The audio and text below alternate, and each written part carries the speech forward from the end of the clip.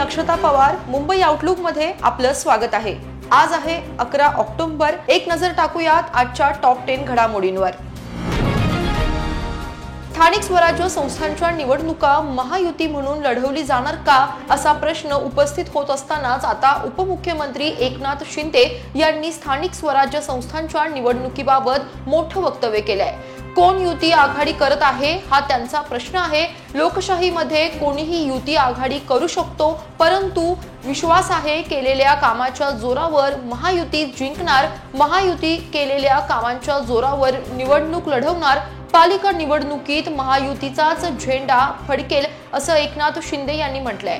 तर महायुतीला केलेल्या कामाची पोचपावती विधानसभा निवडणुकीत मिळालेली आहे असंही यावेळी एकनाथ शिंदेंनी म्हटलं. दरम्यान ठाकरेंच्या आरोपांना आपण कामातूनच उत्तर देऊ असं देखील उपमुख्यमंत्री एकनाथ शिंदे म्हणाले.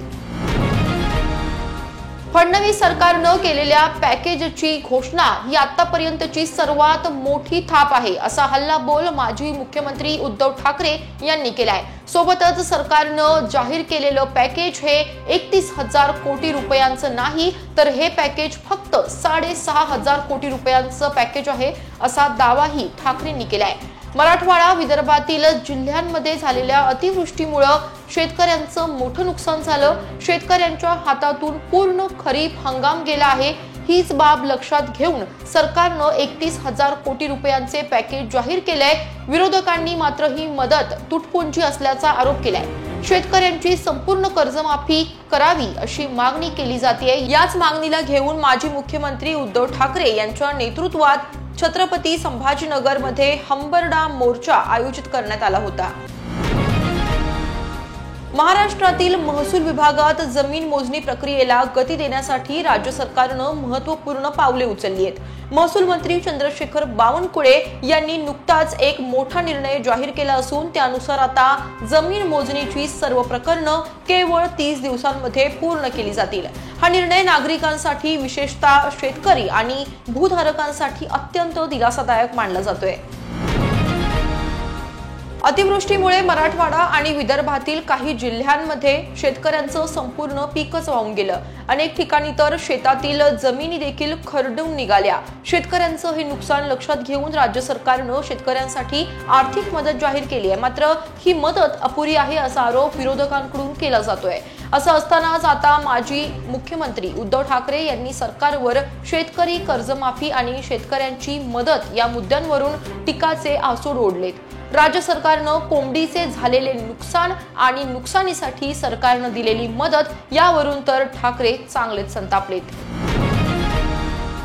छत्रपती संभाजीनगर मधील पत्रकार परिषदेत उद्धव ठाकरे यांना मराठी अस्मितेसाठी राज आणि उद्धव ठाकरे एकत्र आलेत. आता शेतकरी संकटात आहे, शेतकऱ्यांसाठी तुम्ही एकत्र येणार का असा प्रश्न विचारण्यात आला असता यावर बोलताना उद्धव ठाकरे म्हणाले की आता याची सुरुवात झाली आहे. जरी याचं नाव हंबरडा मोर्चा असलं तरी मी इशारा मोर्चा म्हटलेला आहे.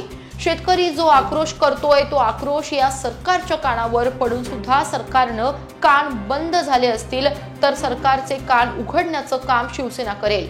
आम्ही दोघे जरूर एकत्र येऊ. महाराष्ट्रातील प्रत्येक संकटाच्या विरुद्ध आम्ही दोघेही एकत्र येऊ.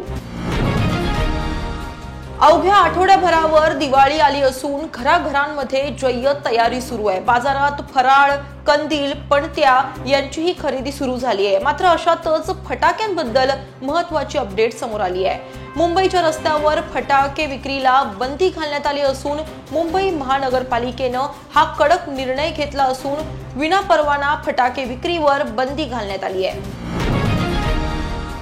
खरं तर अरुण काका जगताप जोपर्यंत हृदयात होते तोपर्यंत सगळं तिथं सुरळीत होतं. परंतु आता काही लोकांना आपल्यावर जबाबदारी वाढलेली आहे. आपल्या वडिलांचं छत्र हरवलंय, त्यावेळेस आपण जबाबदारीनं वागलं पाहिजे, बोललं पाहिजे. हा शिवशाहू फुले आंबेडकरांचा महाराष्ट्र आहे. हा सर्वांना बरोबर घेऊन जाणार. मी एका कार्यक्रमाला गेलो होतो तेव्हाही त्याला समजावून सांगितलं होतं. तो म्हणाला होता की मी त्यात सुधारणा करेल, पण ते सुधार करताना दिसत नाहीये. त्यामुळे त्याची जी भूमिका आहे, त्याचे जे विचार आहेत ते पक्षाला अजिबात मान्य नाहीत. त्यामुळे त्यांना कारणे दाखवा नोटीस बजावण्यात येईल अशी स्पष्ट भूमिका अजितदादांनी जाहीर केली आहे. त्यामुळे संग्राम जगताप यांनी यांना पक्षाकडून कारणे दाखवा नोटीस देण्यात येणार आणि त्यांना त्यावर त्यांची बाजू मांडावी लागेल असं समोर येतंय। महायुती सरकारनं 31,000 कोटी रुपयांचे पॅकेज जाहीर केले असून या पॅकेजमध्ये पीक नुकसान, जमीन धूप, पशुधन हानी, जीवित हानी आणि घरांचं नुकसान या सर्वांचा समावेश आहे। शेतकऱ्यांच्या खात्यात पैसे जमा होण्यास सुरुवात झाली असून राज्य सरकार शेतकऱ्यांच्या पाठीशी ठामपणे उभं असल्याची ग्वाही शिंदे यांनी दिली आहे। त्यांनी विरोधकांच्या टीकेला प्रत्युत्तर देत सरकारनं ठोस मदत केल्याचं नमूद केलंय। यावेळी त्यांनी ठाकरेंवर निशाणा साधत उंबरठा न ओलांडणारे आता हंबरडा फोडतायत असं म्हणत खोचक टोला देखील लगावलाय। जैन मुनींनी कबूतराला राजकीय पक्षाची घोषणा केली आहे। मात्र यानंतर अविनाश अभ्यंकर मनसेकडून जैन मुनींच्या राजकीय भाषेवर जोरदार प्रहार करण्यात आलाय। कबूतर आणून द्यायचं आमचं काम नाही तर जाळ्या काढणं तुमचं काम आहे। सगळ्या जाळ्या काढा आणि कबूतर येतात का ते पहा। लोका सांगे ब्रह्मज्ञान आपण कोरडे पाषाण असा प्रकार आहे। माझ्या घरात चालणार नाही पण दुसऱ्यांच्या घरात केलं पाहिजे, भले जीव गेला तरी चालेल। हे कसं काय मान्य करायचं? हे मुनी आहेत आणि अहिंसावादी आहेत ना, तर मुंबईचा महापौर आम्ही ठरवू, टॅक्स वगैरे आम्ही भरतो, यावर काय उत्तर द्यावं वाटतं नसल्याचं ते म्हणाले। भारतीय क्रिकेटपटू हार्दिक पांड्या सतत त्याच्या खासगी आयुष्यामुळे चर्चेत असतो। नताशा सोबतच्या घटस्फोटानंतर पुन्हा एकदा हार्दिक पांड्या प्रेमात पडलाय। नुकताच तो गर्लफ्रेंड सोबत विमानतळावर स्पॉट झाला तर त्यानं थेट मालदीव मधील खास फोटो देखील शेअर केलाय, ज्यामध्ये हार्दिक पांड्याची नवीन गर्लफ्रेंड मॉडेल आणि अभिनेत्री माहिका शर्मा दिसत आहे।